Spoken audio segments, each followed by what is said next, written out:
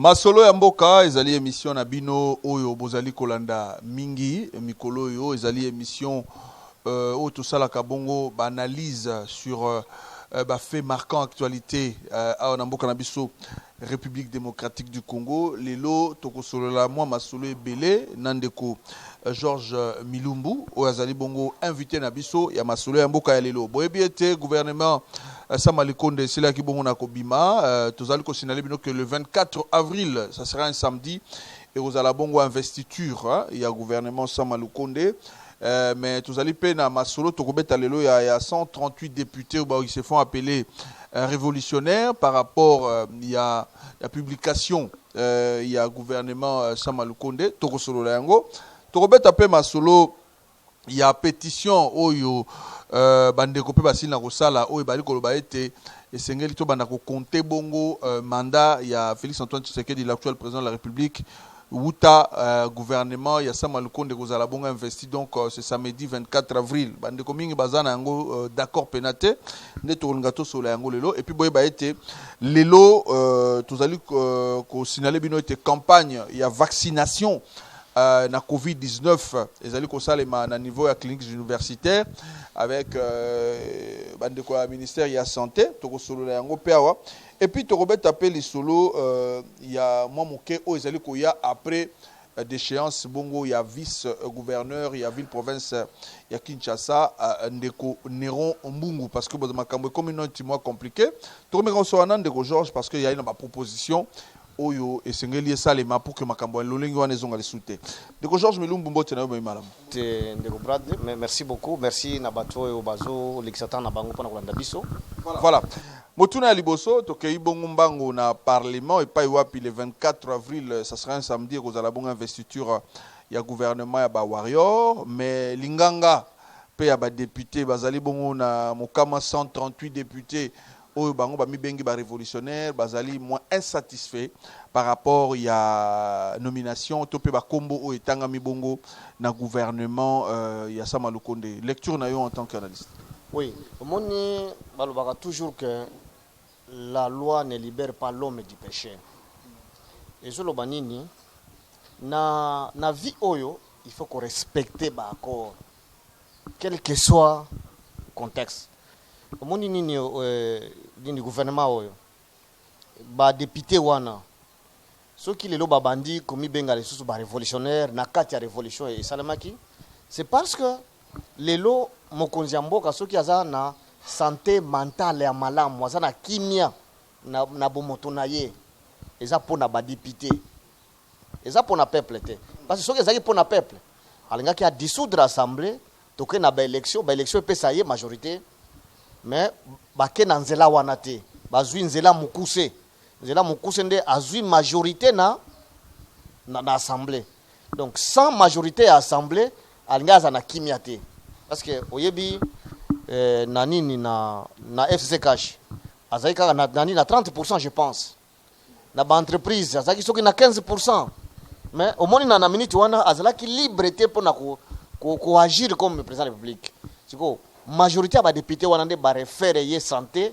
mentale a komi na plein pouvoir ya konommer qui il veut omoni le loi azui premier ministre aza na majorité ata moko te aza député te atie wana omoni nga komi libre wana bato basali bongo eza ba député wana to yebi que bango bakende ko adhérer na idée mais en réalité en politique il n'y a pas de cadeau il y a des intérêts et oublier ces intérêts c'est oublier l'histoire récente du PPRD et de l'FCC.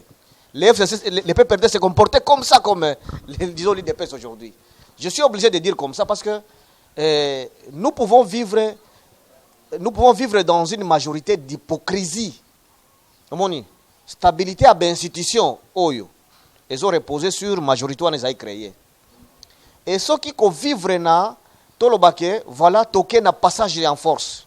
Ko oublier bato baza ba mécontent lelo toko vivre na système moko ya intimidation omoni bon est-ce que intimidation est collègue sur l'ensemble de tous les Congolais parce que ces gens-là sont des députés élus population eposaka ba problème pas na bango omoni biso ba musu tout ça ba député mais ceux qui ont qui ba problème aux populations ils opposé biso. Je me dis mais maintenant les députés font comment?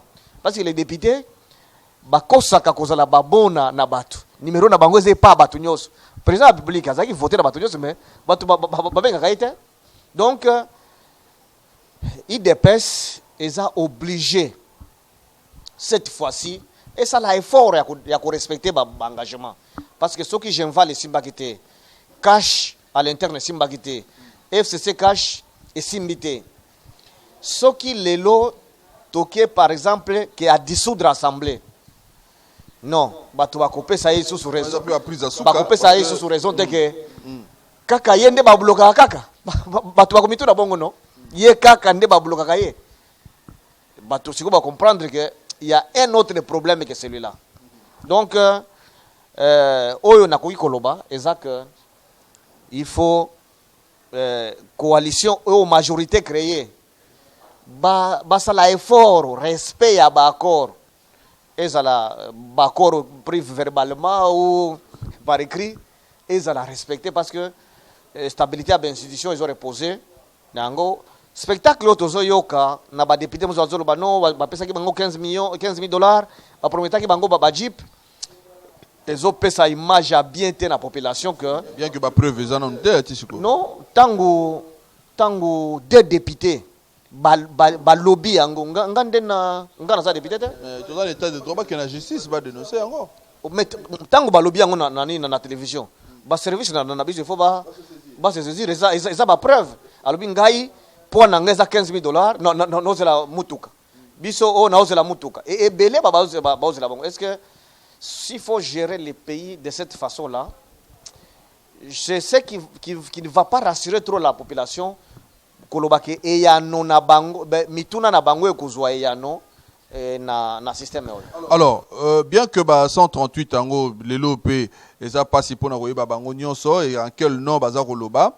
Mais nous avons Tolandaki, la rencontre entre le chef de l'État et les députés, notamment dans le chapiteau Ska Bakenda Kutana. Qu'est-ce qu'ils réclament réellement, ces députés-là? Parce que tout mon gouvernement, ça m'a le compte, les députés, quelques députés, ils vont réclamer Penzani. Ou soit quelle promesse ce que nous devons savoir, il y avait beaucoup de députés au temps où créé une union sacrée. Et ça n'est pas libéré na carcan mokoboy. Parce que pose à la ministre PDG na KFC Cash, il faut absolument connaître 3 ou 4 personnes qui étaient d'ailleurs inaccessibles. Si koyo batwana tango ba ko na FCC Cash ça n'est pas libéré. Si ko tango ba komi siko na libération wana ba promettre bango que victoire oyo eza bino ba révolutionnaire. Hein bozola kisa bolingo ya mboka sikoyo bo bazana bolingo eza kaka oyo bazo diriger bango bien eza bango nyoso wana ba député nyoso pe ba kokota na gouvernement te gouvernement a 56 membres en réalité il fallait plus ou moins 60% des députés nde bazala wana ou bien batu oyo bango ba proposer parce que eza disons en politique il n'y a pas de cadeau à moins que disons toko sabato OK. En politique, il y a des cadeaux. Parce que il y a une vision, c'est pour le peuple. Ceux qui vision. Donc, Batunyo Soana Balinga Bazala Eli na liste na ba parti politique ya PP ya nini ya FCCT. Parce que Balinga Bazala nde nyoso Eli na parti oyo ezaki na vision. Omoni ki makambo ya vision eza wana te. Eza makambo ya politique, il faut gérer, respecter ba engagement, quel que soit les coûts. Voilà. Mais ça peine bande comme sous bango ba projeter déjà makambo musical lokola ba insatisfait ba comme koma parce que 138 eza mukete hein ba insatisfait investiture ezali bongo le 24 avril c'est un samedi bande comme sous bazali ko banga été qui est malentendu entre le parlement et l'exécutif wana bande comme sous ba on a déjà que prise de définition mokonza mboka ko ripe ko dissoudre lobby parlement yo zali davini. Bon, dans tous les cas, moi je ne souhaite pas qu'ils pensent en termes de dissolution. Parce que ce qui a dissoudre l'Assemblée, c'est-à-dire que le président de la République a échoué complètement. Il n'aura plus de discours. Comment ça, il sera seul maître à bord à Osala Magamsan? Parce qu'il était à Genval, à Boïkouna. Azaki na Kamere, Ekwei. FCC Cash, Ekwei. sikoyo na majorité a créé l'issoussou. Il y a pas de député à quoi il s'assemblait. C'est-à-dire que c'est lui seulement qu'on bloque. Moi, j'enseigne le leadership à l'université et je ne pense pas que s'il arrivait à dissoudre l'Assemblée dans le contexte actuel, c'est sans conséquence et pas naïe. Voilà. Parce que Batouana, ça va Congolais, non? Avec les mêmes droits que tout le monde, n'est-ce pas? Voilà. Avec les mêmes droits, bien, je dis bien, comme tout le monde. Et si on dissout, c'est lui seul qui peut dicter, qui peut dire aux gens de Litour de le respecter, les gens de Goma de le respecter ou les gens de Congo central de le respecter. Chacun a son leader. Parce que ces pays ici, je dois rappeler ici que l'IDPS ne peut pas produire un président de la République seul. Parce que si l'IDPS était capable, de 37 ans, avec les élections ici, elle aurait déjà produit un président. C'est-à-dire qu'ici, il faut fédérer les efforts. C'est une obligation, ce n'est pas une faveur. Et n'étant pas une faveur, ceux qui entourent le chef de l'État doivent garder ça à l'esprit lorsqu'ils lui font certaines propositions. Voilà. Merci en tout cas, Zali Bongo émission na bino masolo mboka na Georges Milumbu on ezaki dossier liboso. Dossier ami balé ezali ete kaka na kati ya parlement ezali na bandeko mosusu basali pétition pour na bango batali ndenge mokonzi ya mboka Félix Antoine Tshisekedi azwaki bokonzi ndenge atamboli na FCC cash na ndenge makambo kendaki ti idée ya union sacrée vision ekoya bana mosusu babanzi ete babanda ko compter sikoyo mandat ya mokonzi ya mboka Félix Antoine Tshisekedi tango ba ko investir bongo gouvernement Sama Lukonde ozali selon volonté na ye le 24 avril prochain. Qu'est-ce que vous pensez? Vous soutenez? Mais est-ce que ce parti-là comprend ce que signifie l'état des droits proclamé tout haut par les chefs de l'État actuel, ici de l'IDPS? Lorsqu'il dit l'état des droits, c'est le respect des textes, non? Donc il est là, son pouvoir ne tient qu'au texte, n'est-ce pas? Alors, pourquoi penser comme ça? C'est pourquoi je dis que le Congo ne signifie... Vous voyez Kabila, les gens l'ont haï comme ça pour vomir son dauphin. Son dauphin, oui. Chadari. Ah, mais pendant le même temps, il y avait des gens qui criaient Raïs 100% sûr. Totondionante, Kabila désire. Vous voyez? Mais est-ce qu'il a été désiré disons, aux élections? C'est comme ça, des gens comme ça, qui pensent que le Congo devient un bien de quelques individus. Ça, ce n'est même pas à parler. Ce sont des gens qui ne comprennent pas le Congo. Il y a Kanisi, il y a Kanisi. Ce qui a Kanisi, il ne connaît pas Nani Bongo. Et pas Nani. Si ce n'est qu'à lui seul et son groupe, des gens qui sont venus là. C'est seulement à ces gens-là que ça passe. Tu penses que ça peut passer chez toi et chez moi? Non.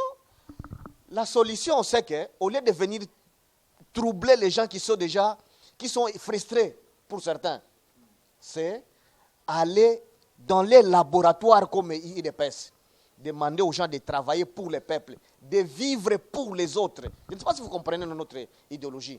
Vivre pour les autres, c'est-à-dire que la gratuité réussisse. Je prends toujours l'exemple. Si aujourd'hui, il y a un territoire, Kassongo, qui a plus ou moins 2000 enseignants, dont, à la date d'aujourd'hui, plus ou moins 600 ou 700 sont payés. Si ces gens-là, avec le gouvernement de Wario, on paye les 2000 enseignants là-bas, cette masse salariale commence à tomber dans ce territoire enclavé par mois.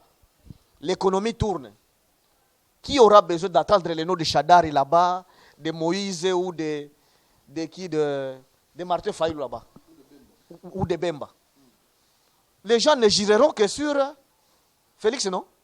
Est-ce que là, on aura besoin d'un groupe de gens qui viennent dire non, le mandat commence maintenant? Même dans 6 mois ici, on peut changer les choses. Dans une année, on peut changer les choses. Les gens n'ont pas besoin de ces discours-là partisans. Ça, ce sont des gens, je ne sais même pas quel qualificatif.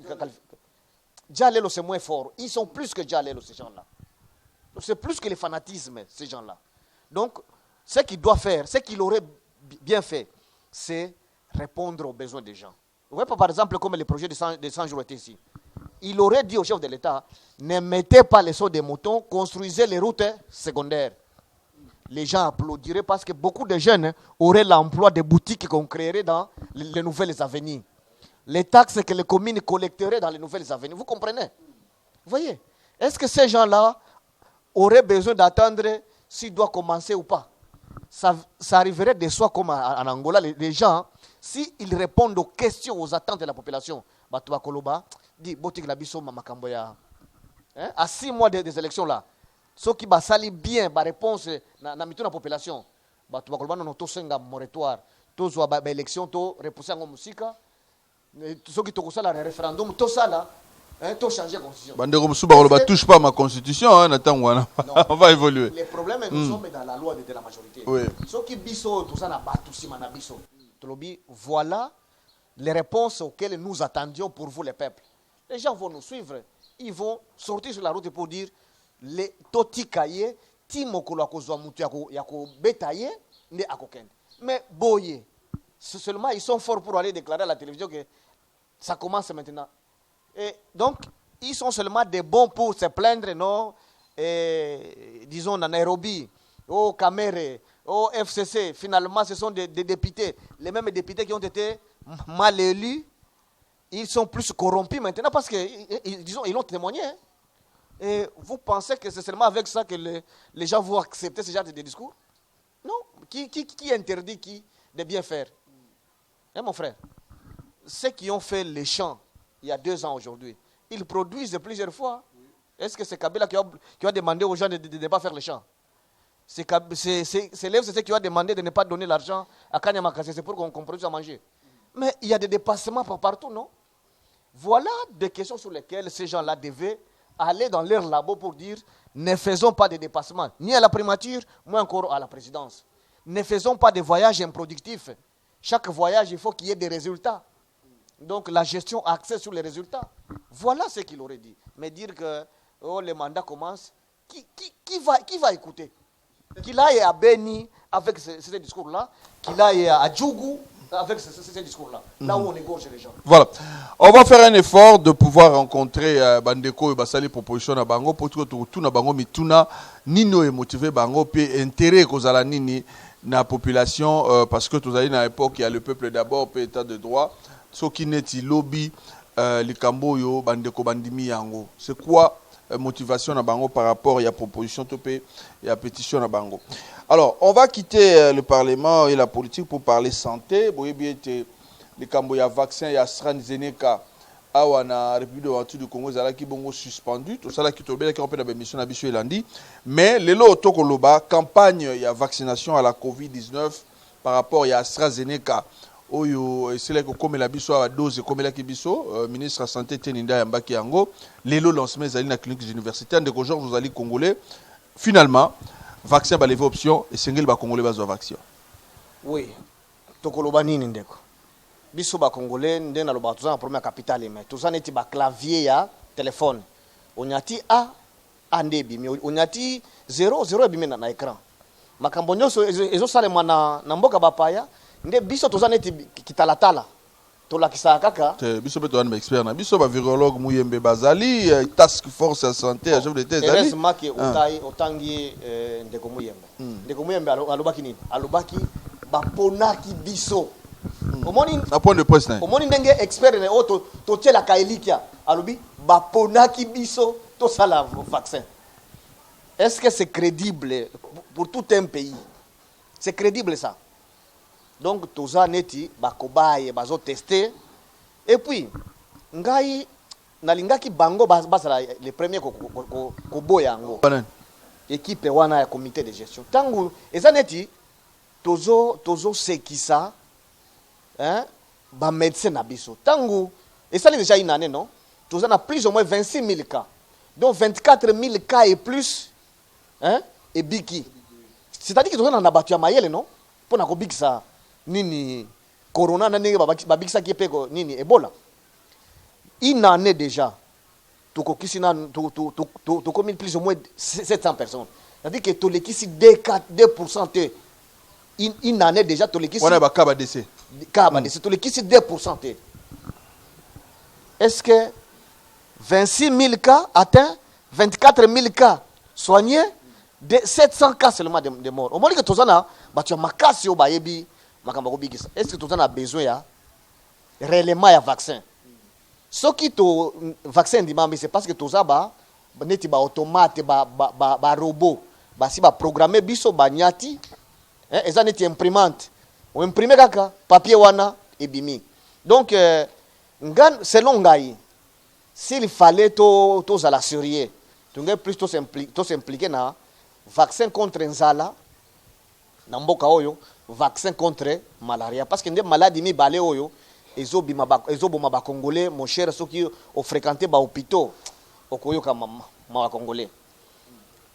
Ba geste barrière contre nzala, na lobaka toujours que mutu nyonso asala bilanga, mutu nyonso azala na jardin na lopango na ye. De wana il faut to sala ngo campagne chaque matin. Bino pe ba journaliste bo soutenir idée wana. Mais non, beaucoup mika bino nyonso corona 2% kaka nde kufi après une année.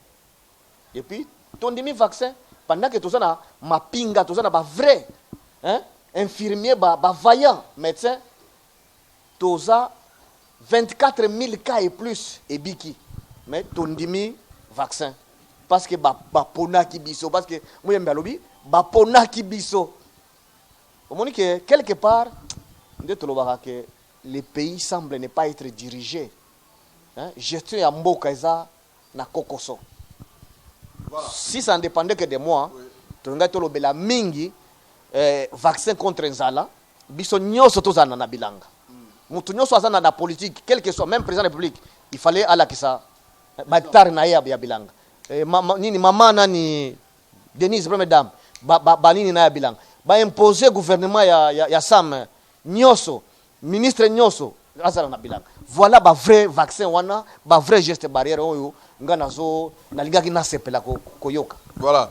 Voilà zalaki bongo point de vue père de Georges Milumbu par rapport à mituna ya ntango, mituna ya heure, ezali bongo likambo ya vaccination o esili bongo na kobanda lelo au niveau de la clinique universitaire. Alors ton souk ça na dossier à Souka o ezali bongo to sengaki to lobela yango pourquoi parce que ba piste de solution zali nango ya ko apporter les cambo et salami na niveau ya gouvernorat ya Kinshasa au vice gouverneur ayebaki na ko déplorer selon yé mais gestion au niveau ya gouvernorat ya hôtel de ville et puis tout monde qui ba conséquences ya ki ba député ba siéger ba ayebaki bon na ko essayer et yé puis apporter bango plainte au niveau ya cour d'appel et longo na ba député mosusu. Alors lecture nini osala ki penza na likambo yo on dirait qu'il y a un problème au niveau de l'Assemblée provinciale na biso. Omoni ndeko tolobaka toujours que Congo eza na problème ya batu oyo esengeli po ba occuper ebonga. Autre ba problème ya capital humain. Mboka tango na lobaka le pays n'est pas dirigé ou le pays n'est pas gouverné. Preuve yango wana. Vice gouverneur makambo alobaki est-ce que za ya mabe? Député nini asi a proposé Edi Moko Mobeko Moko banda manda ibanda nani na assemblée est-ce makambo alobi wana eza lokuta makambo ya kini bopeto est-ce que simbito esimbite ngana za il y a lobby contrat kuto ezate budget pe ezate alors il a dit ça clairement est-ce que makambo wana ba débattre yango na assemblée na bango pour na koyeba soki eza ya soloto et puis bakino bozo voter batu ya bongo ba député ba tondi wana ba député ba lobby ba bi a touché bango ba makambo wana ba ebité a touché kinde bango assemblée provinciale yango wana ba sanctionner a touché bango est-ce que makambo lobby eza ya lukuta to ya solo makambo lobby ndé ba beti kara est-ce que ba député nini asi a proposé Edi Moko wana disons aebisa yo kini bopeto et réussir to et réussir te yo selon yo zana Kinshasa selon yo biso et réussir te ko réussir pété parce que ça na stratégie moko pérenne ata mukete. Ah bon? C'est pourquoi biso na ligue des serviteurs oyo tout ça na idéologie de vivre pour les autres to lobi maya mbisi nde balambaka na ngombisi omoni lelo pona topesa bango stratégie oleba bandaka ko l'exploitant ya ba kinwa na kolia ba nini ba mbongo ya ba taxe ya ba kinwa ya ofele biso to lobi boy to proposer à travers nini honorable ting to proposer loi sur les chefs de rue tozo quand on peut belé zingo lo banini loi ngo sur les chefs de rue contenu zanine yo lelo soki otuni gouverneur obeni mutu nyonso qui est le plus âgé de Kinshasa afanda ka wapi otuni me ba député wana na gouvernement na bango nani a répondre tout na même ata ba bourgmestre nani a répondre toza na combien de diplômés awa na Kinshasa ou bien ta bourgmestre moko ebisa na commune na ye nani ayebi combien de diplômés baza na commune na ye omoni pona nini parce que fonction ya chef de rue ekufa nango nani aye auti wapi aosala nini bakuluna est-ce que toyebaka bazaka wapi basala nini babomba maka wapi bazaka wapi banaka peut-être c'est parce que fonction chef de riz ekufa siko biso tolobi comme le pays n'est pas dirigé to la moussa mboka ezala gouverner nde to proposer nini loi sur le chef de riz et batuana bakofutama ndenge nini parce que bakotuna oh eza ba charge à l'état c'est parce que tozo mituna biso tozaka pona koluka oh muke ekoti tolie biso tolobi tozana oh ekosala peke même disons kini bopeto wana réussir parce que eza dossier ya kosala propagande te mutu na mutu tango bakombola bapango il faut kolobelango na nani et puis basali soni bengisi même mokonzi ya mboka de son niveau bakitie donc il faut chaque province qui sali bon bengisa mokonzi ya mboka moni même que na service de protocole chef de l'état il faut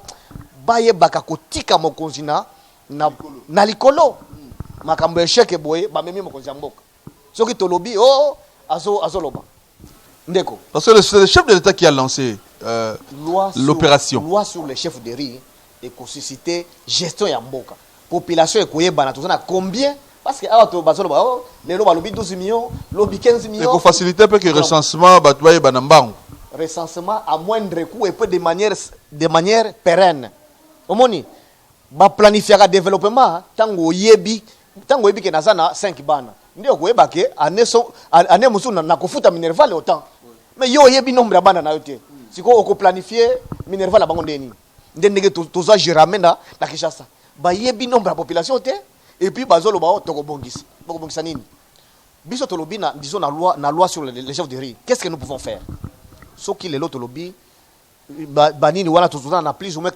40 000 riz et plus en Kinshasa donc tozana tokoloba tozana plus ou moins 4 millions de ménages ce qui tolobi ke yo ndenge ozaka wana olie obanda kobwaka bosoto na balabala chaque ménage ezomisaka $1 c'est-à-dire 2000 francs par mois bato bakoloba oh ebe bon na 4 millions wana tosupposé kaka 2 millions ekofuta $1 wana soki tozwi 2 millions de dollars par mois to divisé par 24 communes est-ce que commune ekosanga $150,000 te bon na $150,000 tokosomba 2 véhicules te toko engager 50 personnes te bakobanda futa ma $300 le mois et puis na maintenance ya mutuka wana na fonctionnement ya bureau omoni ndenge mbongo ezali awa na Kinshasa mais bato oyo baza na bongo na mutu na bango baza te nde tozaka na ebonga gouverneur ministre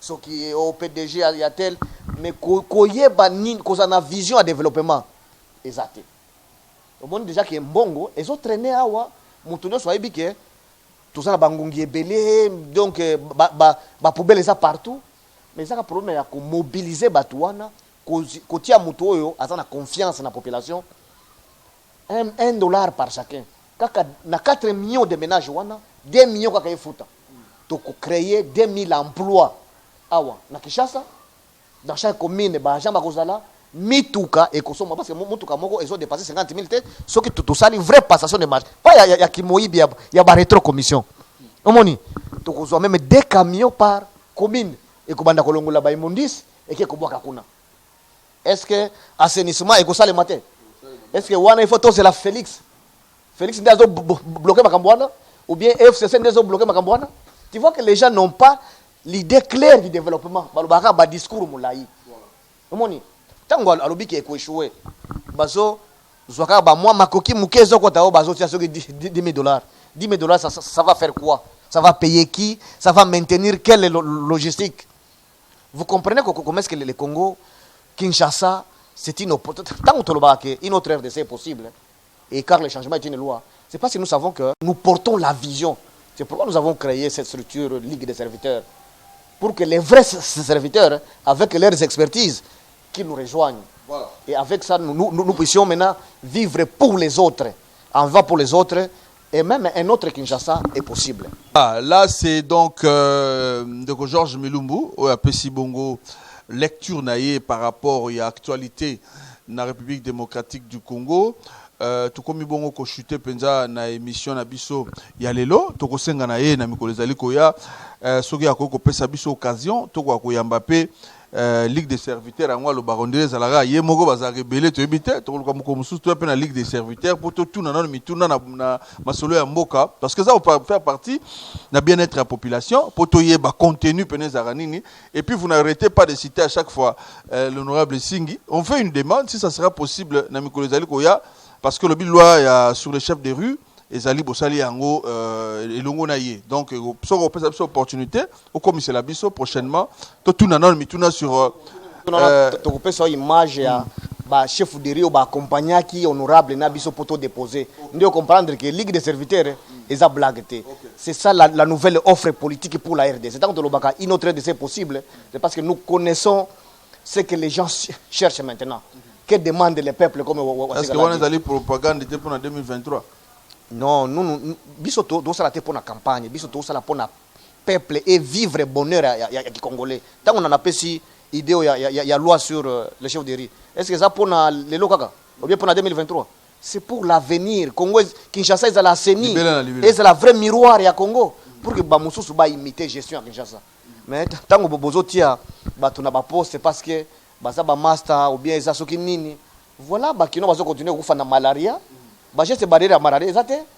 Bazo kufa na nzala, ba geste barrière contre nzala ezate. Ndio biso siko Ligue des serviteurs tozo bunda pour que peuple et vivre autrement une autre RDC, un autre Kinshasa, et c'est la possible. On a vu la Ligue des serviteurs, tout y a contenu malam au détail par détail. Voilà, vraiment trop bien souka. Il y a Masolo Mboko Alelo, peut-être le mot de la fin. Ni nous allons à monter Molingi Penda ou la population basale Kolanda. Les Congolais, toujours invité Bango à adhérer. Dans chaque maison, il faut tout vivre pour les autres. Vivre pour les autres, une idéologie na biso, na Ligue des serviteurs. Il y a Kolobake, tout vivre net inzoto ya moto. Soki linzaka eza maladi motema ezoka pasi moto ezoka pasi soki oyoki nzala miso ekomona lipa mino nde eko broyer yango eko garder yango pona yango moko teneti ba pollution bazo yiba popona bango moko ekokende na libomo libomo bateke non ngandi na sali musala ebele linzaka ekosepela te ako répartir équitablement hein ba bienfait ya lipa de idéologie na biso totika ba idéologie ya kalawana au social démocratie ils ont montré toutes leurs limites c'est la corruption le clientélisme et les autres quel parti au bokolobake baza bassin na ba idéologie na bango siko soki tolobi ke vivre pour les autres neti mama oyo azana mobali ti azana bana na ye ndenge ateka kamanga est-ce que ateka apona ye avamuka ateka apona ba mususu ba vivre voilà idéologie ya Ligue des serviteurs. C'est vivre pour les autres et rien que pour les autres. Voilà. Merci en tout cas, honorable Georges Milumbu. À chaque fois que tu auras besoin, merci pour l'opportunité et merci pour ceux qui passent de leur temps pour nous suivre. Arlin, un grand merci. Azalaki na derrière les caméras pour na ko bongisi la bino malamba image pour l'émission na bino Masolo Mboka. Tokutani na numéro prochain na invité Mosusu. Prenez bien soin de vous. Au revoir.